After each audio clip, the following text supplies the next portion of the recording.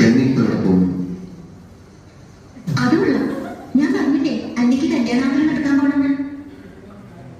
ഗംഗ ഇപ്പൊ പോകണ്ട. ഞാൻ പോകണ്ടേ? വേണ്ട. ഞാൻ